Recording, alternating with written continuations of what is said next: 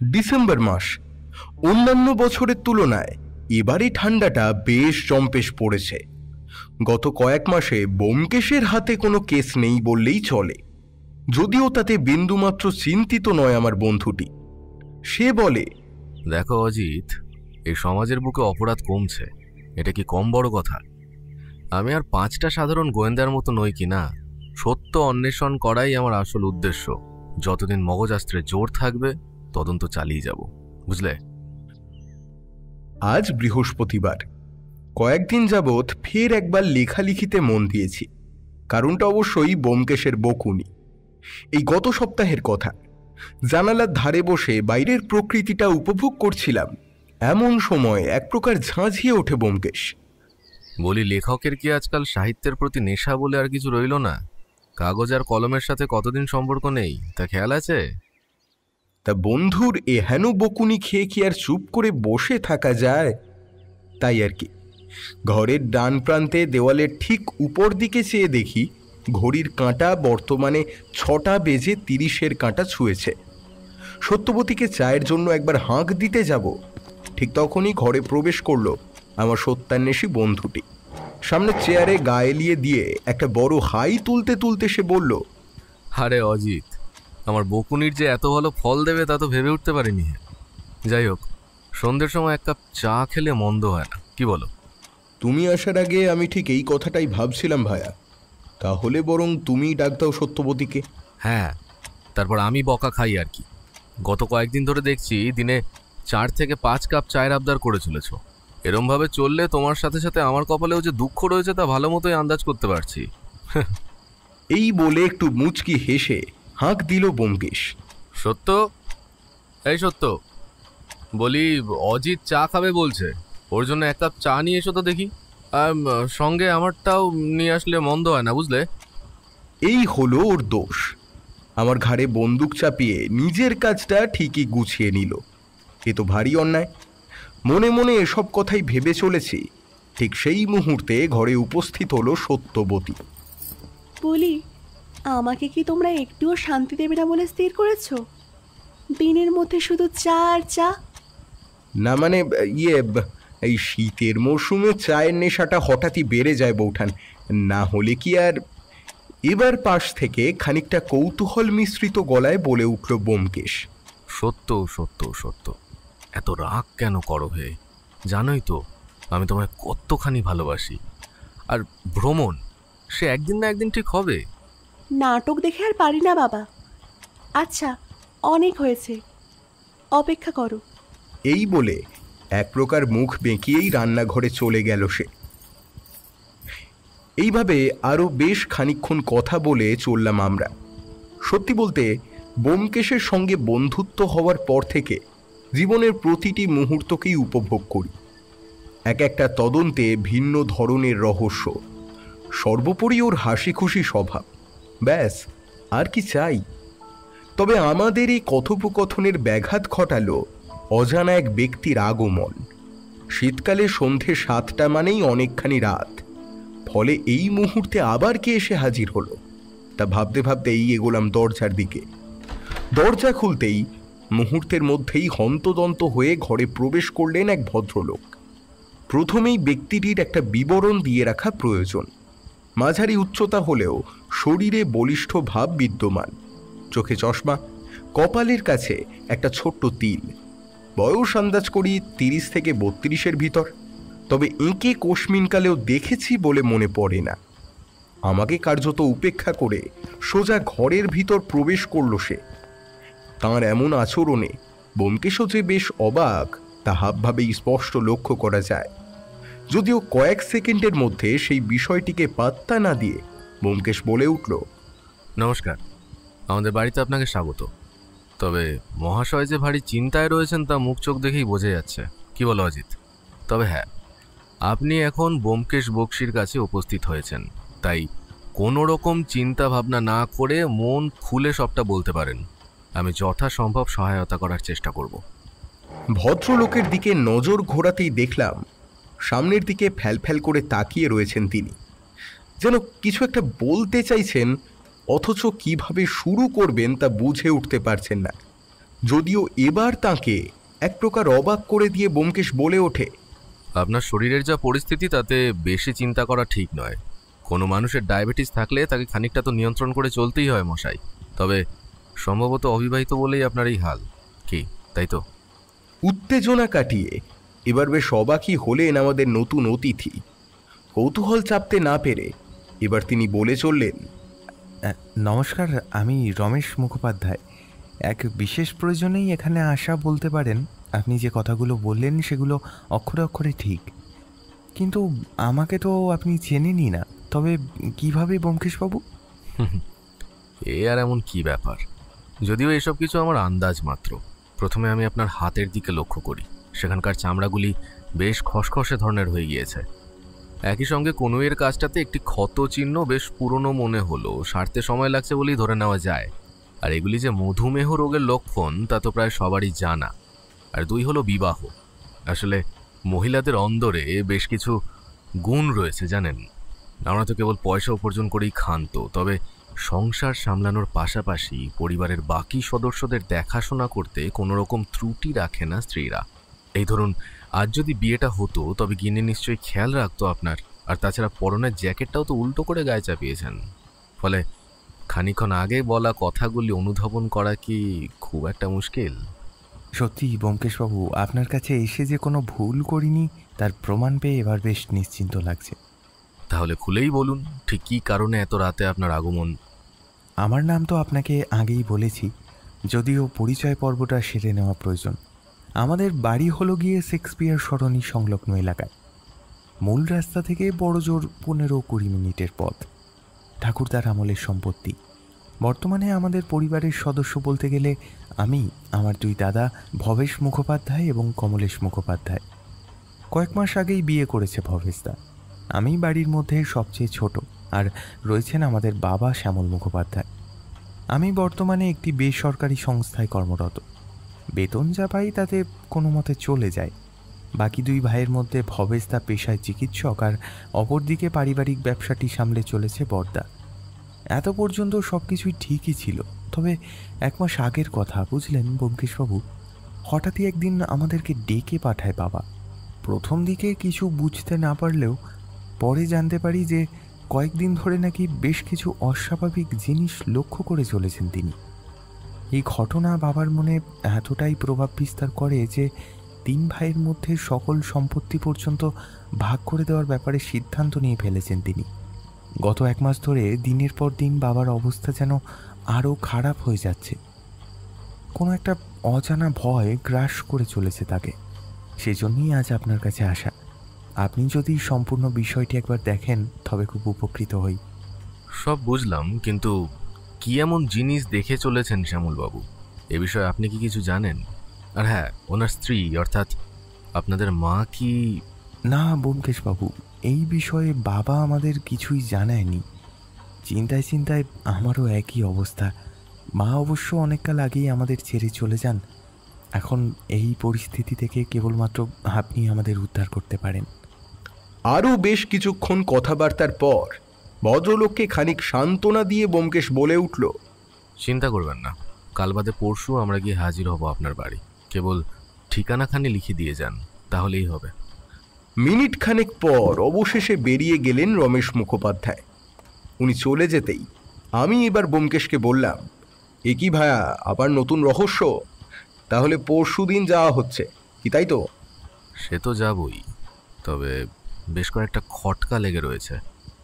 যেমন ধরো, এতদিন ধরে বাড়ির মূল কর্তার অস্বাভাবিক আচরণ সত্ত্বেও ওনারা পুলিশের কাছে গেল না কেন?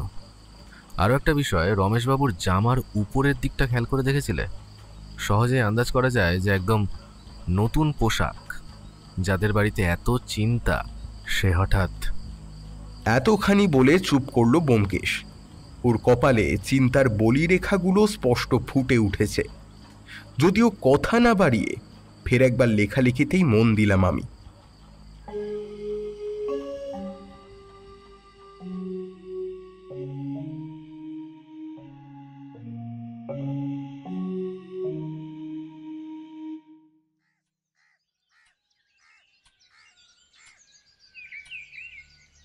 আজ শনিবার। গতকাল বিকেলের দিকে কোনো এক দূর সম্পর্কের আত্মীয়ের বাড়ি যাওয়ার উদ্দেশ্যে রওনা দিয়েছে সত্যবতী। পুঁটিরামও দেশের বাড়িতে। ফলে এই মুহূর্তে বাড়িতে সদস্য বলতে আমি আর ব্যোমকেশ। তা সকালে ঘুম থেকে উঠতে বেশ খানিকটা দেরি হওয়ায় বন্ধুর বকুনিও খেতে হয়েছে। জলখাবার টেবিলে বসে ব্যোমকেশকে খালি একবার জিজ্ঞাসা করি, ভায়া, আজ থেকে তবে নতুন কেসের তদন্তে নেমে পড়ছি, কি বলো? ভেবেই কেমন একটা উত্তেজিত লাগছে। হে, উত্তেজনার সাথে চারিদিকে নজরখানিও রেখো। তুমি হলে গিয়ে আমার সহযোগী কিনা? আমার অনুপস্থিতিতে এসব তোমাকেই দেখতে হবে অজিত। সকালবেলা এই সকল বাজে কথা না বললে হচ্ছিল না। না, একটা কথা শুনে রাখো, যতদিন ব্যোমকেশ আছে ঠিক ততদিনই অজিতের অস্তিত্ব বিদ্যমান, বুঝেছ?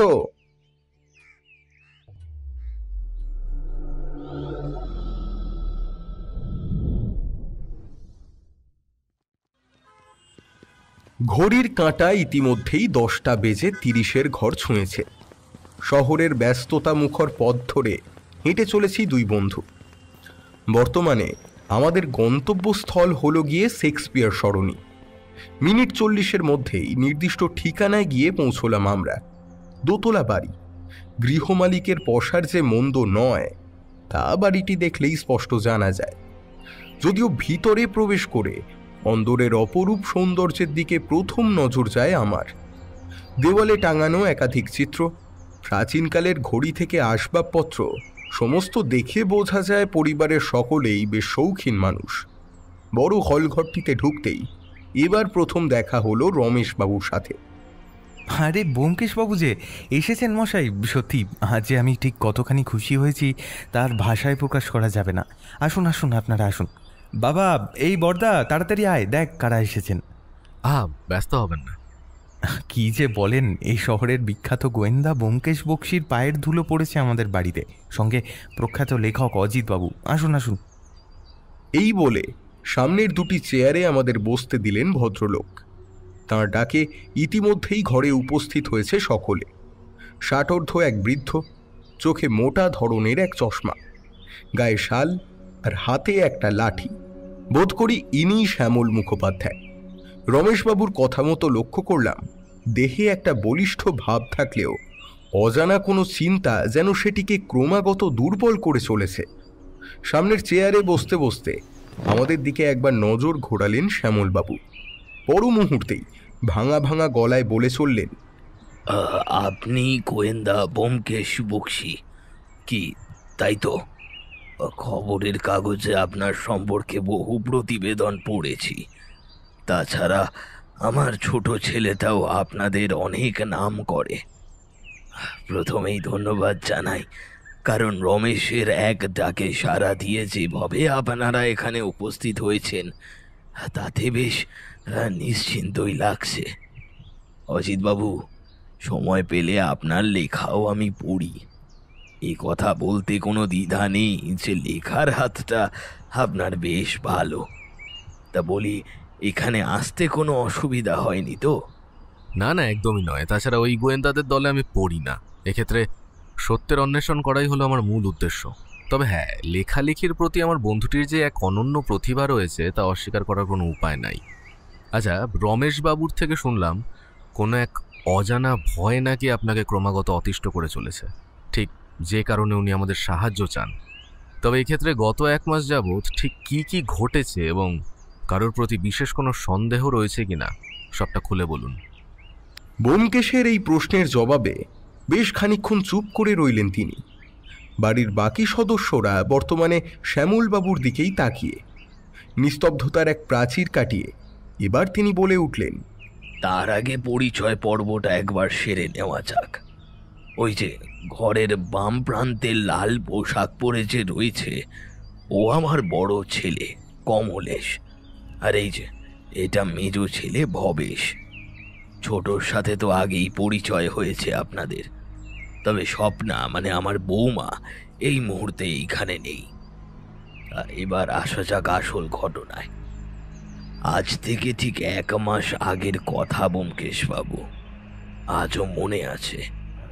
কালী পুজোর ঠিক আগের রাত। একে অমাবস্যা, তার ওপর বিদ্যুৎ যাওয়ায় গোটা বাড়িটাই প্রায় অন্ধকার হয়ে পড়েছে দিন। ভরসা বলতে মোমবাতি আর প্রদীপের আলো। তা রাতের খাবার খেয়ে শুয়ে আছি। সময় তখন ওই 10টা কি 11টা হবে। এমন সময় ঘরের বাইরে একটি ছায়াকে স্পষ্ট লক্ষ্য করি, কিন্তু বিছানা ছেড়ে উঠে বাইরে যেতেই দেখি কিচ্ছু নেই। যদিও সেই দিনের ঘটনাটিকে নিছক মনের ভুল বলেই মনে করেছিলাম, তবে প্রকৃতপক্ষে দেখা যায় এটা আমার মনের ভুল নয়, বরং পরবর্তীতে দিনের পর দিন এই একই কাণ্ড ঘটতে থাকে আমার সাথে। রাতে আচমকাই ঘুম ভেঙে যায়। মনে হয় এক অবয়ব যেন ক্রমাগত নজর রেখে চলেছে গোটা ঘরটাতে। পরিবারের বাকি সদস্যদের সবটাই জানাই, কিন্তু কোনো লাভ হয়নি। যেন মনে হচ্ছে কেউ বা কারা শেষ করে দিতে চাইছে আমায়। বিশ্বাস করুন ব্যোমকেশ বাবু, এই জীবনে কারোর কোনো ক্ষতি করিনি, কিন্তু তা সত্ত্বেও এই কি হয়ে চলেছে আমার সাথে। তাই শেষ পর্যন্ত আপনার শরণাপন্ন হওয়া। এখন এই পরিস্থিতি থেকে যদি কেউ বাঁচাতে পারে, তাহলে সেটা কেবলমাত্র আপনি। বুঝলাম। তবে এক্ষেত্রে কোনো পুলিশ কিংবা কোনো চিকিৎসকের সঙ্গে যোগাযোগ করেছিলেন কি?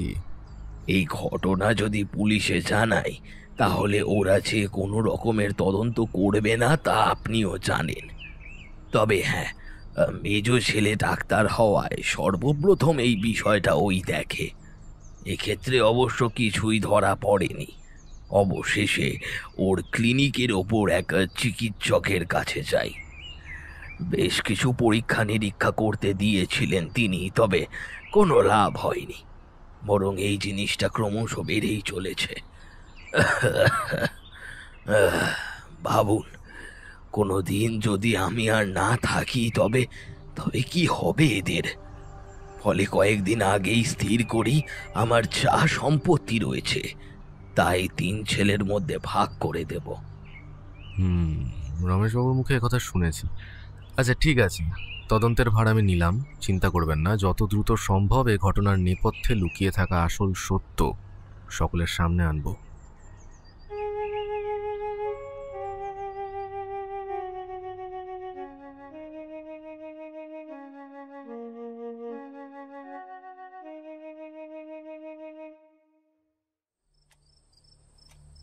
সন্ধে 7টা।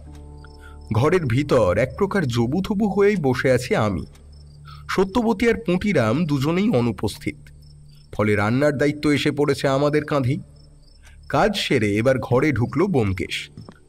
ভায়া, কি বিশাল শীত পড়েছে, তার উপর আবার বউঠানো নেই, এবার বুঝছো তো?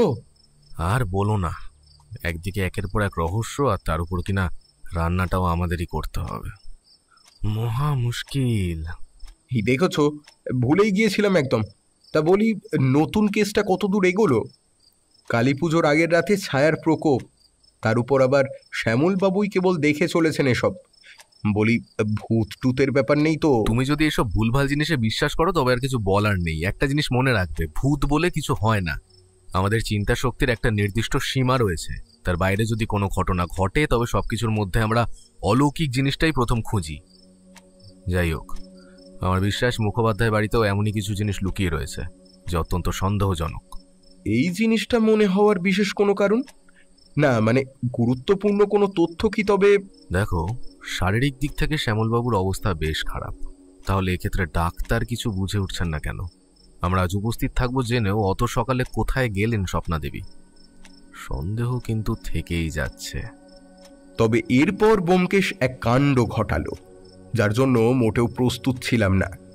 খানিক মুহূর্ত পর এবার আমার দিকে একটা কাগজ সে বাড়িয়ে দিলে। এই দেখো অজিত, দোতলার একটি ঘর পরিদর্শন করছিলাম, ঠিক তখনই এটা আমার হাতে আসে। সকলের নজর থেকে আড়াল করে পকেটে ভরে নিয়েছিলাম। দেখো একবার এটা। কাগজখানি খুলতেই চোখের সামনে ভেসে উঠল 4 লাইনের একটি ধাঁধা। বন্ধ ঘরের নেশা যখন চরম সীমা, বদলা কেবল ছায়ায় ভরা, নেই কোনো ক্ষমা। প্রথম রক্তে কিনারা আমার, কৃষ্ণবাণী মনে পড়ে কি তোমার? ধাঁধায় থাকা একটিও শব্দের অর্থ আমার মাথায় ঢুকল না। কার্যত হার মেনে এবার ব্যোমকেশের উদ্দেশ্যে বললাম, এর অর্থ কি ভায়া? কিছু তো বুঝলাম না। সেটাই তো ভাবছি অজিত। আরেকটা বিষয় লক্ষ্য করো, শ্যামল মুখোপাধ্যায়ের ঘর থেকেই পাওয়া গিয়েছে কাগজখানি, অর্থাৎ এই ধাঁধা প্রসঙ্গে ভালো মতোই অবগত রয়েছেন তিনি। এই ব্যোমকেশ, রমেশবাবুর একটা কথা মনে পড়ে। প্রথম দিন উনি বললেন যে এ সকল ধাঁধা এবং রহস্যের প্রতি অদ্ভুত রকমের একটা আগ্রহ রয়েছে তার বাবার। একদম ঠিক ধরেছ তুমি। এর অর্থ হলো কাগজটিতে থাকা রহস্যের সমাধান ইতিমধ্যেই করে ফেলেছেন শ্যামলবাবু, অথবা খানিকটা ধরতে পেরেছেন, কিন্তু এ বিষয়ে বাইরের লোককে জানাতে নারাজ তিনি। আমার মনে হয় বাড়ির ভিতরকার কোনো লোকই এই ঘটনার সঙ্গে জড়িত। হয়তো অতীতের কোনো ঘটনাই রয়েছে এর পিছনে। এই ব্যাপারটা আমার মাথায় যে আসেনি তা নয়, কিন্তু ভদ্রলোক যদি সবটা খুলে না বলে তবে আর কিভাবে সহায়তা করি বলো? এইভাবে আরো বেশ কিছুক্ষণ আলোচনা করে দুজনে সেদিনের মতো খাওয়া দাওয়া করে শুয়ে পড়ি। তবে পরের দিন যে এক ভয়ঙ্কর ঘটনা অপেক্ষা করে থাকবে তার কে ভেবেছিল?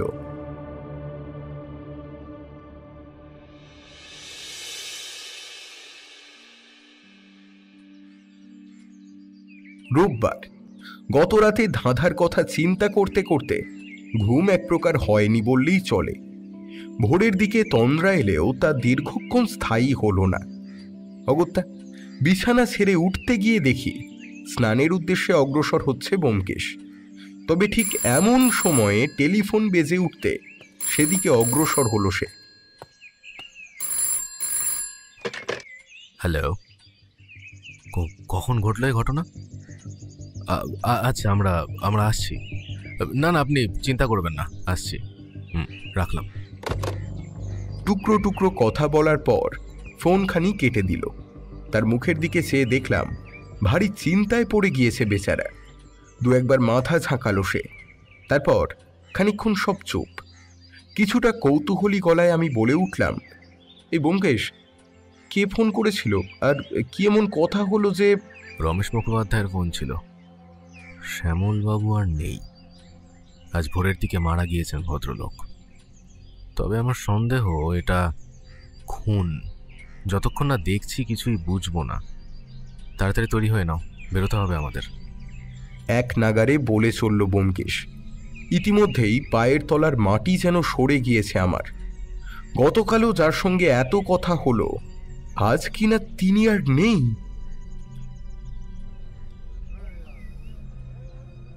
বেলা 11:40। মুখোপাধ্যায় বাড়িতে উপস্থিত আমি আর ব্যোমকেশ। ইতিমধ্যেই ঘটনাস্থলে উপস্থিত হয়েছে পুলিশ। সেদিকে লক্ষ্য করেই দোতলায় উঠতে যাব, এমন সময় পিছন থেকে ভেসে এলো পরিচিত ডাক। আরে ব্যোমকেশদা, আপনি এখানে? তাহলে এটা কি খুন বলে সন্দেহ নাকি আপনার? চকিতে পিছন ফিরে এবার একটু হেসে জবাব দিল ব্যোমকেশ। সে অনেক ব্যাপার হে, এখন সে বিষয়ে আলোচনা না করাই ভালো। বলছি, শ্যামলবাবুর মৃতদেহ এখন কোথায়? ব্যোমকেশের কথা শেষ হতে সিঁড়ি অনুসরণ করে একটি ঘরের দিকে নির্দেশ করলেন রাখালবাবু। ঘরের ভিতরে প্রবেশ করতেই বিছানায় পড়ে থাকা মৃতদেহটি দেখে এক প্রকার চমকে উঠলাম। লাশের চোখ দুটি বিস্ফারিতভাবে খোলা, যেন এমন কিছু দেখেছেন যা আর 5টা স্বাভাবিক জিনিসের মতো নয়। তবে কি এটা হত্যা? ব্যোমকেশের মুখের দিকে চেয়ে দেখলাম ও বেশ চিন্তিত। লাশটি বেশ কয়েকবার পর্যবেক্ষণ করে এবার রাখালবাবুর উদ্দেশ্যে ব্যোমকেশ বলল, কখন ঘটলো এই ঘটনা? আর মৃতদেহ দেখার পর তোমার প্রাথমিক অনুমান কি, তা জানতে পারি? ব্যোমকেশবাবু, এটা তো পরিষ্কার স্বাভাবিক মৃত্যু। মানে রাতে ঘুমানোর সময় হৃদযন্ত্র বিকল, আর তাতেই ইতি। এর মধ্যে রহস্যের কি আছে? এখানেই তো ভুল করলে তুমি। শ্যামলবাবুর ঘাড়ের কাজটা একবার দেখো, তাহলে সবটা বুঝতে পারবে। ব্যোমকেশের এই কথায় রাখালবাবুর মতো আমিও ঝুঁকে পড়লাম সেদিকে। কিন্তু এ কি, ঘাড়ের মাঝখান বরাবর দুটো দাগ, কিন্তু কিসের চিহ্ন এটা? মনে একের পর এক প্রশ্ন আন্দোলিত হয়ে চলেছে। ঠিক সেই মুহূর্তে ফের একবার বলে উঠল ব্যোমকেশ, দাগগুলি খুব একটা স্পষ্ট নয়। আমার অনুমান এগুলো ইঞ্জেকশনের সূঁচের চিহ্ন হলেও হতে পারে, তবে পোস্টমর্টেম রিপোর্ট না আসলে কিছুই বোঝা যাবে না। একই সঙ্গে অতীতের সব ঘটনাই এবার খোলসা করে বলল ব্যোমকেশ। রাখালবাবুর মুখ বর্তমানে এক প্রকার হাঁ হয়ে গিয়েছে। মিনিটখানেক চুপ থেকে এবার তিনি বললেন, কি বলেন কি মশাই, এত কাণ্ড ঘটে গিয়েছে? তবে তো এর নেপথ্যে গভীর কোনো রহস্য রয়েছে বলেই মনে হচ্ছে। ব্যোমকেশদা, আপনি বরং তদন্ত চালিয়ে যান, আর যেখানে যেখানে আমার সাহায্যের প্রয়োজন পড়বে আমাকে জানাবেন। সেদিক থেকে তোমার উপর সম্পূর্ণ ভরসা আছে, তবে এই মুহূর্তে বাড়ির সদস্যদের সঙ্গে একবার কথা বলতে পারলে ভালো হতো। বর্তমানে বড় হল ঘরটিতে বসে সকলে এক মুহূর্তে সবার দিকে দৃষ্টি নিক্ষেপ করে একের পর এক প্রশ্নপান ছুঁড়ে চলল ব্যোমকেশ। শ্যামলবাবুর মৃতদেহ সর্বপ্রথম কে দেখেন? কিভাবে হলো এই ঘটনা? আর হ্যাঁ, গতকাল রাতের দিকে কোনো অস্বাভাবিক ব্যাপার কি আপনারা লক্ষ্য করেছিলেন? পরিবারের বাকি সদস্যদের সাথে আজ উপস্থিত রয়েছেন স্বপ্না দেবীও। মহিলাকে দেখতে বেশ সুন্দর। ভবেশবাবুর সঙ্গে ওনার বয়সের ফারাক যে অনেকটাই, তা স্পষ্ট বোঝা যায়। সকালের ঘটনা ব্যোমকেশবাবু। প্রতিদিনের মতো আজও চা দিতে যাই বাবার ঘরে, কিন্তু দরজা খুলতেই ভিতরের দৃশ্য দেখে চমকে উঠি। কি ভয়ানক অবস্থা! গত কয়েকদিন ধরে ওনার শারীরিক পরিস্থিতি সম্পর্কে তো আপনারা সবটাই জানেন, কিন্তু আজ কি করে যে সব ঘটে গেল কে জানে। আচ্ছা, গতকাল রাতে কোনো আওয়াজ পেয়েছিলেন কিংবা এমন কিছু জিনিস? আচ্ছা, আপনারা 3 ভাই তো বাড়িতেই ছিলেন নিশ্চয়ই। হ্যাঁ ব্যোমকেশবাবু, আমি, বর্দা আর মেজদা 3 জনই তো বাড়িতে ছিলাম, কিন্তু অস্বাভাবিক কিছুই লক্ষ্য করিনি। এরপর আজ সকালে বৌদির ডাকে বাবার ঘরে যেতেই দেখি ওই দৃশ্য। বাবাকে বাঁচাতে পারলাম না ব্যোমকেশবাবু, পারলাম না আমরা। গলা কেঁপে আসে ভদ্রলোকের। শোকের বাতাবরণ গোটা বাড়ি জুড়ে। যদিও এর মাঝে খুন কিংবা গতকালের ধাঁধার বিষয়টা যে ব্যোমকেশ কেন উল্লেখ করল না, সে বিষয়ে কিছুই বুঝলাম না। ইতিমধ্যেই বাড়ির পথ ধরেছি আমরা। গোটা রাস্তায় অবশ্য কার্যত চুপ করেই রইল ব্যোমকেশ। বাড়ি ঢোকার আগে শুধু একবার বলল, এই অজিত, বেশ কয়েকটা দরকারি কাজ রয়েছে, ফিরতে ফিরতে সন্দেহ হতে পারে, বুঝলে?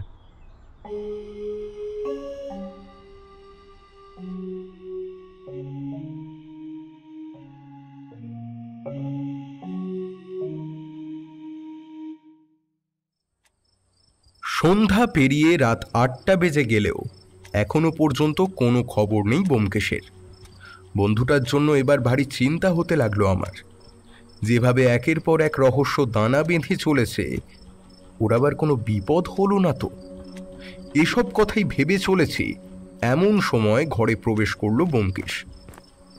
বেশ উত্তেজিত গলাতেই বললাম, আরে এতক্ষণে সময় হলো তোমার? মাথায় কত চিন্তা ঘুরে চলছিল জানো। উফ! রহস্য যখন ক্রমাগত গভীর হয়ে ওঠে তখন কিছুটা সময় তো ব্যয় করতেই হয় বন্ধু, না হলে কি আর আসল সত্য সবার সামনে আনা যাবে? তা সবটা একটু খোলসা করেই বলো না ভায়া। সকাল থেকে রাত পর্যন্ত তদন্ত করে বিশেষ কোনো তথ্য সামনে এলো নাকি? মিনিট খানেক চুপ করে রইল ব্যোমকেশ। এবার একটা সিগারেট জ্বালিয়ে পুনরায় বলে চলল, এমন বিশেষ কিছু তথ্য যে হাতে লেগেছে তা একদমই নয়। আসলে রহস্যের জটগুলি একে অপরের সাথে এমনভাবে আবদ্ধ যে সেগুলি ছাড়াতে কিছুটা সময় তো লাগবেই। তবে কয়েকটা জিনিস ধীরে ধীরে পরিষ্কার হচ্ছে। ধাঁধাটির প্রথম 2টি লাইন মনে পড়ে তোমার? বন্ধ ঘরের নেশা যখন চরম সীমা, বদলা কেবল ছায়ায় ভরা, নেইকো কোনো ক্ষমা। আমার অনুমান অতীত জীবনে শ্যামলবাবু এমন কোনো ঘটনা ঘটিয়েছিলেন যা বন্ধ ঘরের 4 দেওয়ালের মধ্যেই সীমিত থাকে।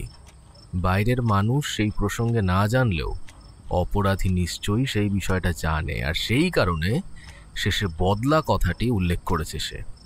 আরেকটা বিষয় আমায় ক্রমাগত ভাবিয়ে চলেছে। তার আগে বলে রাখি, সন্ধ্যের দিকে একবার থানায় গিয়ে উপস্থিত হই। রাখালবাবুর সঙ্গে খানিকক্ষণ কথাবার্তা হয়, আর এরপর যা জানতে পারি তা অত্যন্ত ভয়ঙ্কর এক ব্যাপার। আচ্ছা, কি এমন বললেন রাখাল বাবু যে তুমি এত আশ্চর্য হয়ে গিয়েছো? আশ্চর্য ঠিক নয়, এর অনুমান আমি আগেই করেছিলাম। যাই হোক, শ্যামল মুখোপাধ্যায়ের পোস্টমর্টেমের প্রাথমিক একটি রিপোর্ট ইতিমধ্যে এসে পৌঁছেছে, যেখানে তার শরীরের ভিতরে বিশেষ একটি কেমিক্যালের উপস্থিতি স্পষ্ট লক্ষ্য করা যাচ্ছে। অর্থাৎ ইঞ্জেকশনের মাধ্যমে প্রথমে সেই কেমিক্যালটি প্রবেশ করানো হয় ওনার দেহে এবং সেখান থেকে হৃদযন্ত্র বিকল। এক্ষেত্রে নির্দিষ্ট একটি পরিকল্পনার মাধ্যমে খুন করা হয় শ্যামলবাবুকে। কাউকে কি সন্দেহ করছো তুমি? মানে কি করে থাকতে পারে এই কাজ? এটা ভুলে গেলে চলবে না যে ভবেশ মুখোপাধ্যায় নিজেও একজন চিকিৎসক, অর্থাৎ কেমিক্যাল কিংবা সেই জাতীয় কোনো উপাদান ঠিক কতটা পরিমাণে মানুষের শরীরে গেলে তার মৃত্যু পর্যন্ত হতে পারে তা ওনার নখদর্পণে। না অজিত, তদন্তের গতি আরও বাড়াতে হবে। আজ তো আর বিশেষ কিছু হবে না, আগামীকাল বেলার দিক করে ভবেশবাবুর ক্লিনিকে একবার যেতে হবে। তুমিও যাবে কেমন?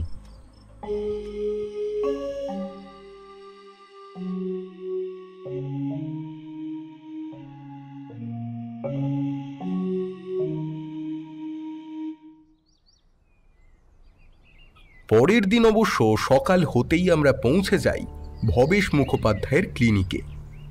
পার্ক স্ট্রিট লাগোয়া পথ ধরে নির্দিষ্ট ঠিকানায় পৌঁছতে লাগলো প্রায় 40 মিনিটের কাছাকাছি। আচমকাই আমাদের উপস্থিত হতে দেখে বেশ অবাকই হলেন ভদ্রলোক। এ কি মশাই, আপনারা যে আসবেন এই কথাটা একবার জানাবেন না? তাহলে অন্তত খাবার দাবারের ব্যবস্থা করা যেত। না না, ব্যস্ত হবেন না। গতকাল শ্যামলবাবু মারা গিয়েছেন। প্রথমে ভাবলাম একদিনের মাথায় হয়তো কাজে নাও আসতে পারেন, তবে এদিক দিয়েই যাচ্ছিলাম, তাই একবার ঢু মেরেই গেলাম। সে আপনি মন্দ করেননি। আসুন আসুন, এইখানটায় বসুন। আসলে জায়গাটা খুব একটা বড় নয়, এর মধ্যেই কোনো মতে চিকিৎসা থেকে শুরু করে পরীক্ষা নিরীক্ষা চালানো হয় আর কি। আপনার পসারের যে বিশেষ অভাব নেই তা জায়গাখানি দেখলেই সহজে আন্দাজ করা যায়। ছোট জায়গা হলেও বেশ সুন্দর সাজিয়েছেন দেখছি। হ্যাঁ, এত বছর ধরে এই পেশার সঙ্গে যুক্ত থাকার কারণে বর্তমানে লাভের মুখ দেখেছি বলতে পারে। ওপর থেকে পারিবারিক ব্যবসার অবস্থা তো ততই বচক। গত কয়েক মাস ধরে বেশ চিন্তায় রয়েছে পর্দা, ফলে পরিবারের হাল তো কাউকে না কাউকে ধরতেই হবে। আচ্ছা, একটা কথা, আপনার বাবার মৃত্যুর পিছনে কারোর হাত রয়েছে বলে কি আপনার মনে হয়? মানে বিশেষ করে গত 1 মাস ধরে যা যা ঘটে চলেছে সেগুলো কিন্তু ভারী সন্দেহের। আরেকটা কথা বলে রাখি, শ্যামলবাবুর পোস্টমর্টেম রিপোর্ট কিন্তু ইতিমধ্যে আমার হাতে এসে গিয়েছে। আর এক্ষেত্রে আপনার বাবা যে খুন হয়েছেন তা এক প্রকার নিশ্চিত। ব্যোমকেশের এই কথা শুনে ওর দিকে এক প্রকার ফ্যাল করে তাকিয়ে রইল ভবেশ মুখোপাধ্যায়। এ কি বলছেন আপনি? বাবাকে খুন করা হয়েছে? কিন্তু কে করলো এই কাজ? বাবার সঙ্গে তো কারোর কোনো রকম শত্রুতা ছিল না। তবে গতকাল মৃতদেহের ঘাড়ের কাছে 2টি চিহ্ন স্পষ্ট লক্ষ্য করি। আমার অনুমান ইঞ্জেকশনের মাধ্যমে কোনো একটি বিশেষ ধরনের কেমিক্যাল প্রবেশ করানো হয় তার শরীরে এবং এর ফলে মৃত্যু হয় শ্যামলবাবুর। এখন একজন চিকিৎসক হওয়া এই বিষয়ে আপনার চেয়ে ভালো আর কে জানবে বলুন? শেষের কথাগুলো বেশ কঠিন স্বরেই বলল ব্যোমকেশ। খানিকটা সময় চুপ সকলে। এরপর এক প্রকার আমতা আমতা করেই ভবেশবাবু বলে উঠলেন, আপনি কি কোনো রকমে আমাকে সন্দেহ করছেন ব্যোমকেশবাবু? আমি কিন্তু এই বিষয়ে কিছুই জানি না। আমি গতকাল আপনার বাড়ির থেকে বের হওয়ার সময় পাশে জঞ্জালে বেশ কয়েকটি ছোট ছোট শিশি পড়ে থাকতে দেখি। ওই আপনার পিছনে যেগুলো রয়েছে, হ্যাঁ ঠিক ওই রকমই। যদিও সেগুলির মধ্যে কি উপাদান ছিল তা জানা যায়নি, তবে সেগুলি জঞ্জালে কি করছে বিস্তর রহস্য মশাই। আচ্ছা, সেসব নয় বাদই দিলাম, কিন্তু শারীরিক দিক থেকে আপনার বাবা যে ক্রমাগত দুর্বল হয়ে চলেছিলেন সেটা তো নিশ্চয়ই সকলেরই জানা। অথচ একাধিক পরীক্ষা করা সত্ত্বেও কিছু ধরা পড়ল না। এ বিষয়ে আপনি কি বলবেন? এই জিনিসটা মূলত কল্যাণই দেখছিল। ও হ্যাঁ, আপনাকে বলা হয়নি, কল্যাণ সমাদ্দার আমার বন্ধু এবং সহকর্মী ডাক্তার। কয়েক সপ্তাহ যাবৎ বাবার চিকিৎসা ওই করছিল। আমি এক প্রকার কিছু জানি না বললেই চলে। তিনি এখন কোথায় রয়েছেন? মানে ওনার সঙ্গে কথা বলতে পারলে ভালো হতো। এইভাবে আরও বেশ কিছুক্ষণ কথাবার্তার পর ভবেশবাবুর চেম্বার থেকে আমরা বের হলাম।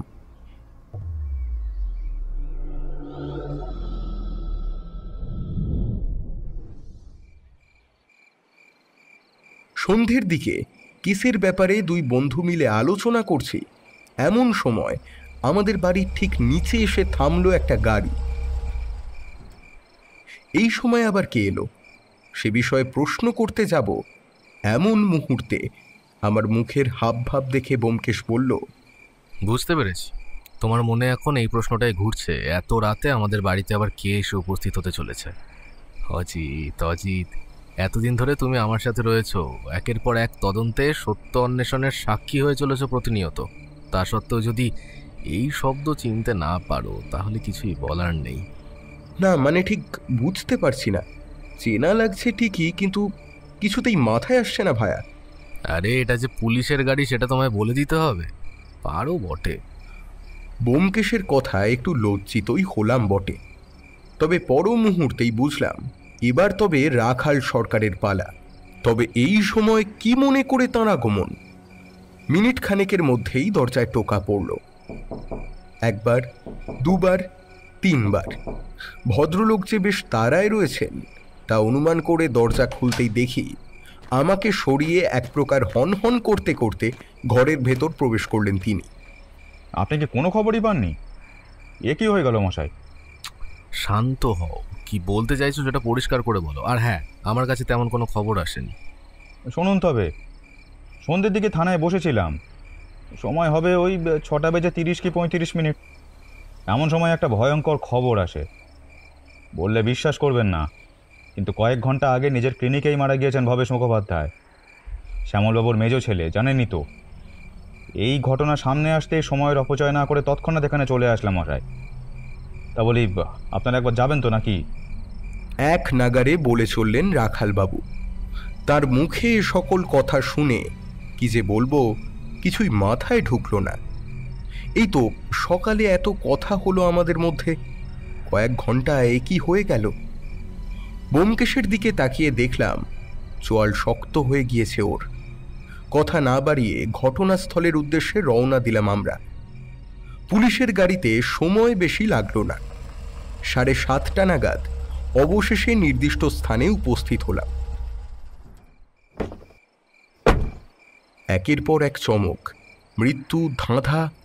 সত্যি বলতে গেলে বুকের ভিতরকার ঢিপঢিপটা যেন বেড়েই চলেছে আমার। এদিকে ব্যোমকেশের চোখে মুখে হতাশার একটা ভাব স্পষ্ট লক্ষ্য করলাম। তবে আর কয়েক মুহূর্তের ব্যবধানে তদন্তে যে একটা নতুন দিক উন্মোচিত হতে চলেছে তা তখন ঘুণাক্ষরেও টের পাইনি। তা ক্লিনিকে প্রবেশ করতেই দেখি সামনের চেয়ারে পড়ে ভবেশ মুখোপাধ্যায়ের লাশ। শরীরে আঘাতের বিশেষ কোনো চিহ্ন নেই, অন্তত দেখে তো সেরকম মনে হয় না। যদিও এর ঠিক পর মুহূর্তেই মৃতদেহের উদ্দেশ্যে অগ্রসর হলো ব্যোমকেশ। খানিকক্ষণ ধরে চলল পর্যবেক্ষণ। মিনিট 15 পর অবশেষে নীরবতা ভাঙল সে। রাখালবাবু, আগেরটার মতো এটাও যে খুন সে বিষয়ে আর কোনো সন্দেহ নেই। এ কি বলছেন ব্যোমকেশদা? এত নিশ্চিত হয়ে কিভাবে? ভবেশবাবুর ঘাড়ের কাজটা লক্ষ্য করো। শ্যামল মুখোপাধ্যায়ের মতো এখানেও সূঁচের দাগ বর্তমান। এক্ষেত্রেও কোনো এক কেমিক্যাল কিংবা ওই জাতীয় উপাদানের কারণেই যে মৃত্যু হয়েছে তা সহজেই বোঝা যায়। তবে হ্যাঁ, একটা বিশেষ দিক রয়েছে, তা হলো শ্যামলবাবুর শরীরে দুটি চিহ্ন থাকলেও এখানে মাত্র একটি। কিন্তু এর পিছনে ঠিক কি কারণ তা এই মুহূর্তে বলা সম্ভব নয়। যাই হোক, দেহটা এখনই পোস্টমর্টমের জন্য পাঠাতে হবে, দেরি করে লাভ নেই, বুঝলে? আর কোনো আদেশ ব্যোমকেশদা? আপাতত বিশেষ কিছু নয়, তবে হ্যাঁ, ভবেশবাবুর কাছে জানতে পারি কল্যাণ সমাদ্দার নামে এক ব্যক্তি এই ক্লিনিকেই বসেন, পেশায় চিকিৎসক, তবে বর্তমানে দেশের বাড়িতে রয়েছেন। আজ কিংবা আগামীকাল হয়তো ফেরার কথা রয়েছে তার। ভদ্রলোকের বিষয়ে খোঁজ করলে ভালো হয় আর কি। আপাতত মুখোপাধ্যায় বাড়িতে একটি খবর দিয়ে দাও, না হয় আমি কাল একবার যাব, কেমন?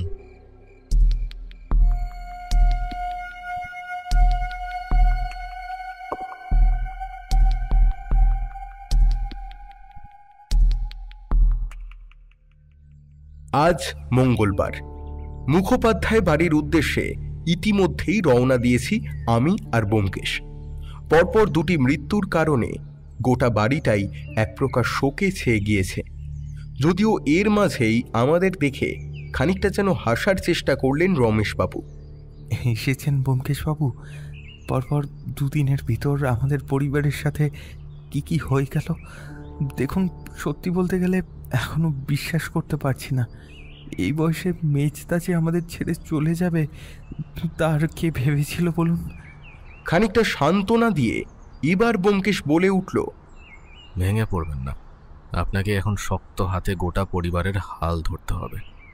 তবে যেভাবে একের পর এক খুন হয়ে চলেছে, তাতে চিন্তা তো একটা থেকেই যায়।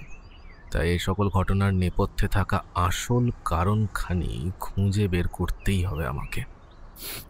গতকাল পুলিশ সব কিছুই জানিয়েছে আমাদের, কিন্তু ভাবার বিষয় হলো এই যে এবারের ক্ষতি করে কার কী লাভ? প্রথমে বাবা, আর এবার মেজদা। জানি না এবার কার পালা ব্যোমকেশবাবু। আমাদের কথোপকথনের মাঝে ইতিমধ্যেই ঘরে এসে উপস্থিত হয়েছেন পরিবারের বাকি দুই সদস্য, কমলেশ মুখোপাধ্যায় এবং স্বপ্না দেবী। স্বামীর মৃত্যুতে মহিলা যে বিধ্বস্ত, তা তাঁর হাবভাবেই স্পষ্ট। ভেঙে পড়বেন না, আপনার স্বামীর হত্যাকারীকে আমরা ঠিক খুঁজে বের করব। তবে এই মুহূর্তে সকলের কাছে বেশ কয়েকটা প্রশ্ন আছে। আসল অপরাধীকে ধরতে হলে এই সকল প্রশ্নের উত্তর পাওয়াটা খুব দরকার। বলুন ব্যোমকেশবাবু, আপনার যা যা প্রশ্ন রয়েছে সব করুন।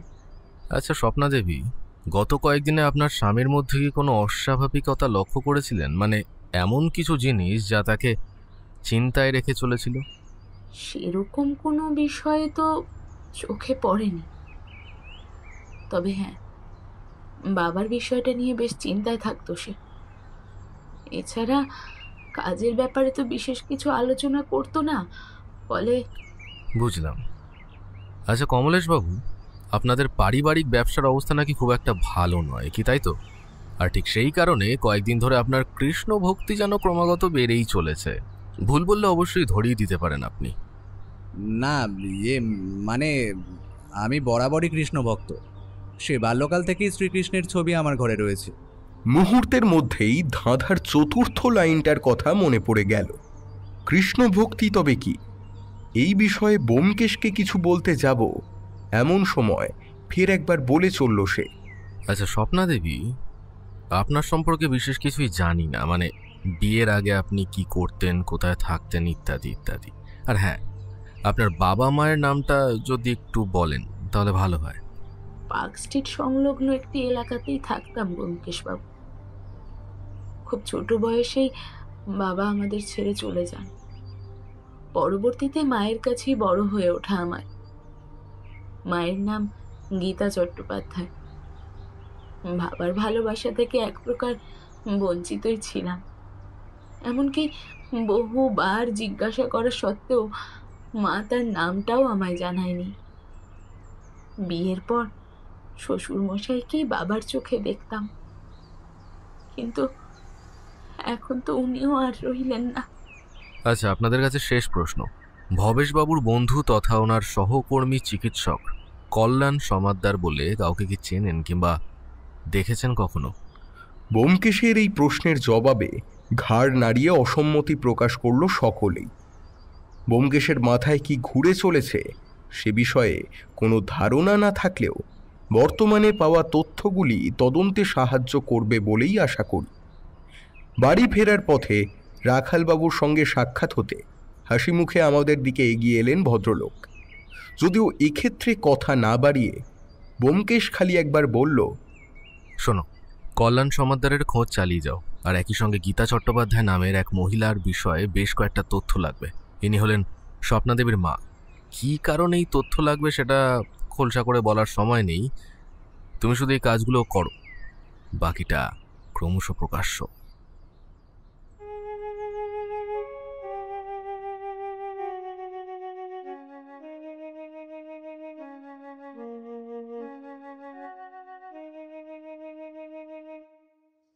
বাড়ি পৌঁছে ঘরের মধ্যে নিজেকে এক প্রকার বন্ধই রাখল ব্যোমকেশ। যদিও এর মাঝে টেলিফোনটা বেজে ওঠায় একবার বের হয় সে। বেশ খানিকক্ষণ কথা বলে ফের ভিতরে চলে যায়। এইভাবে দীর্ঘ 2 ঘন্টা পর সিগারেটের ধোঁয়া ছাড়তে ছাড়তে বাইরের ঘরটিতে এসে বসলেন তিনি। কপালের ভাঁজগুলি যেন আরও প্রকট হয়ে উঠেছে ওর। ভায়া, টেলিফোনটা কে করেছিল, আর এতক্ষণ ধরে কি ভাবলে সেটা একটু খোলসা করে বলোই না। কিছু জিনিস সঠিক সময়ের জন্যই তোলা থাক। তবে হ্যাঁ, রাখালবাবু ফোন করেছিল। গীতা দেবীর ব্যাপারে বেশ কিছু তথ্য মিলেছে। কয়েক বছর আগে কোন এক অজানা কারণে মারা যান এই মহিলা। কি জন্য জানি না, তবে কয়েকটা খটকা যেন রয়েই যাচ্ছে। আরেকটা ব্যাপার, প্রথম দিন যখন ওই বাড়িতে যাই তখন রমেশবাবুর ঘর থেকে একটা ছবি মেলে। ছবিতে ভদ্রলোকের পাশে রয়েছেন কল্যাণ সমাদ্দার, অথচ আজ। ব্যোমকেশের কথায় আমি চমকে উঠলাম। হ্যাঁ ঠিক তো, উনি যদি কল্যাণবাবুকে চিনেই থাকেন তবে আজ না করলেন কেন? সেটাই তো বড় প্রশ্ন অজিত। তবে এখানেই শেষ নয়। একবার ভাবো, ওনাদের পারিবারিক ব্যবসার পরিস্থিতি খুব একটা ভালো নয়, অর্থাৎ দিনের পর দিন ক্ষতির সম্মুখীন হয়ে চলেছেন কমলেশ মুখোপাধ্যায়। এক্ষেত্রে বাবার সম্পত্তি হাতে পেলে সবচেয়ে বেশি লাভ হতো তারই। রমেশবাবু কেন মিথ্যা কথা বললেন? গীতাদেবীর মৃত্যুর নেপথ্যে কারণ কি? ধাঁধার শব্দগুলো কোন দিকে ইঙ্গিত করছে? আরও একটা ব্যাপার, শ্যামলবাবুর ঘাড়ে দুটি চিহ্ন থাকলেও পরবর্তী খুনে কেবল একটি। তবে কি খুনি দুজন? না, বেশ কিছু কাজ রয়েছে। একবার বেরোতে হবে, বুঝলে? এই কল্যাণ সমাদ্দারের খোঁজ মিললেই বাকিটা পরিষ্কার হয়ে যাবে।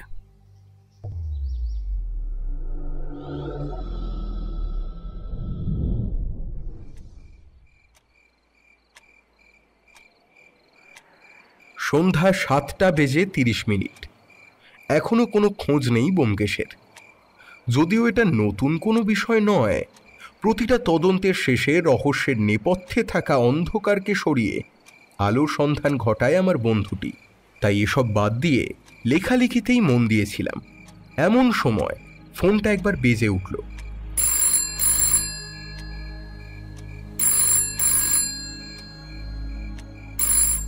অপর প্রান্তে ব্যোমকেশের গলা। হ্যাঁ অজিত, শেক্সপিয়ার সরণি, জলদি এসো। আর 30 মিনিটের মধ্যেই ওখানে দেখা হচ্ছে আমাদের। বুঝলাম, আর খানিকক্ষণের মধ্যেই তবে।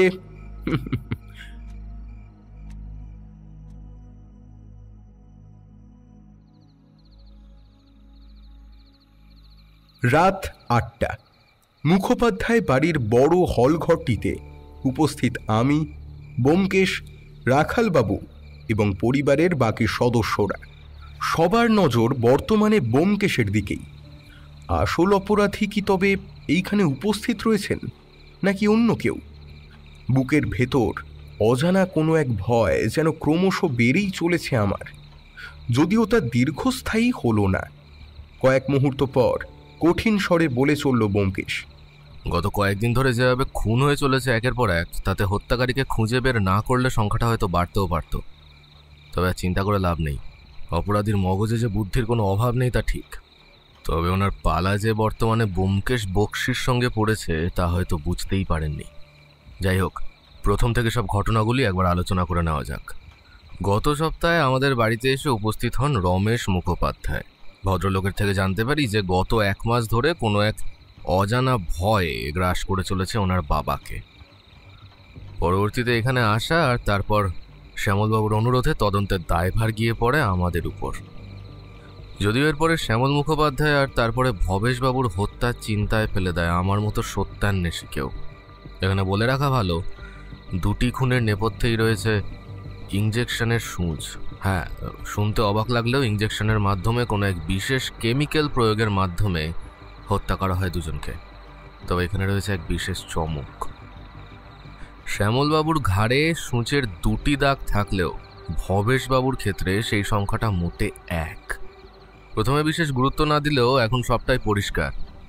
আসলে খুনগুলির পিছনে হত্যাকারী একজন নয়, বরং অপরাধীর সংখ্যা 2। ব্যোমকেশের কথায় মুহূর্তের মধ্যে শোরগোল ছড়িয়ে পড়ল গোটা ঘরে। এ কি বলছে সে? যদিও সেই কোলাহলকে ছাপিয়ে ফের একবার বলে চলল ব্যোমকেশ, হত্যাকারীর সংখ্যা 2 জন হলেও উদ্দেশ্য ছিল একই। ভবেশ মুখোপাধ্যায়ের শরীরে দেখা যায় 1টি দাগ, অর্থাৎ এক্ষেত্রে দেহের কোন স্থানে ইঞ্জেকশন প্রয়োগ করলে সামনের ব্যক্তি প্রাণ হারাবে তা ভালো মতোই জানত হত্যাকারী। অর্থাৎ এটা ধরে নেওয়া যায় যে চিকিৎসা শাস্ত্রে তার অভিজ্ঞতা ছিল অপরিসীম। আবার অপরদিকে শ্যামলবাবুর ঘাড়ের কাছে ছিল 2টি চিহ্ন, অর্থাৎ দ্বিতীয় হত্যাকারী যে বেশ কাঁচা তা বলার অপেক্ষা রাখে না। প্রথমে ভবেশবাবুর দিকে সন্দেহ গেছিল ঠিকই, কিন্তু পরবর্তীকালে তিনিই যখন খুন হয়ে যান তখন একবার ধন্দে পড়তে হয় আমার। তাহলে আসল অপরাধী কে? কেনই বা ঘটলো এসব কাণ্ড? যদিও এর মাঝেই আমার হাতে আসে একটি কাগজ, আর সেখানে লেখা থাকে একটি ধাঁধা। লেখাটি আমি একবার পড়ে শোনাচ্ছি আপনাদের। প্রথম রক্তে কিনারা আমার, কৃষ্ণ বাণী মনে পড়ে কি তোমার। প্রথমেই বলে রাখি, এই কাগজটা আমি শ্যামলবাবুর ঘর থেকেই খুঁজে পাই, অর্থাৎ তার ভয়ের পিছনে যে এটা অন্যতম কারণ ছিল তা বলাই যায়। এখন ধাঁধার প্রথম দুটি লাইন নিয়ে বিশেষ কৌতূহল না থাকলেও শেষের শব্দগুলি নিয়ে বেশ কিছুটা আগ্রহ জন্মাতে থাকে আমার। বিশেষ করে প্রথম রক্তে কিনারা আমার, এটার মানে কি? অনেক ভাবি, কিন্তু মাথায় কিছুই আসে না। আচ্ছা অজিত, এই লাইনখানির প্রতিটি শব্দের প্রথম অক্ষরগুলো জুড়ে দেখো তো কি হয়। ব্যোমকেশের প্রশ্নে আমতা আমতা করে বলে উঠলাম, প্রথম রক্তে কিনারা আমার, মানে ওই প, র, কি আর অ, অর্থাৎ পরকীয়া। হ্যাঁ, এই বিষয়টা বুঝতে খানিকটা সময় লেগে যায়। আর শেষের লাইনে কৃষ্ণের বাণী, প্রথমে সন্দেহ কমলেশ বাবুর উপরে গেলেও পরবর্তীতে আসল রহস্যখানি মাথায় আসে। কৃষ্ণের বাণী যেখানে লেখা থাকে সেটার অন্য কিছু নয়, বরং তার নাম হলো গীতা। কি স্বপ্নাদেবী, ভারী সুন্দর ধাঁধা তৈরি করেন দেখছি। ফের চমক। ব্যোমকেশের একের পর এক প্রশ্নে পায়ের তলার মাটি যেন ক্রমশ সরে যাচ্ছে আমার। তবে কি ভদ্র মহিলাই? যদিও এর ঠিক পর মুহূর্তেই উত্তেজিত গলায় বলে উঠলেন স্বপ্নাদেবী, আপনি কি বলতে চাইছেন ব্যোমকেশ বাবু? এসবের পেছনে আমি রয়েছি? কি প্রমাণ রয়েছে আপনার কাছে?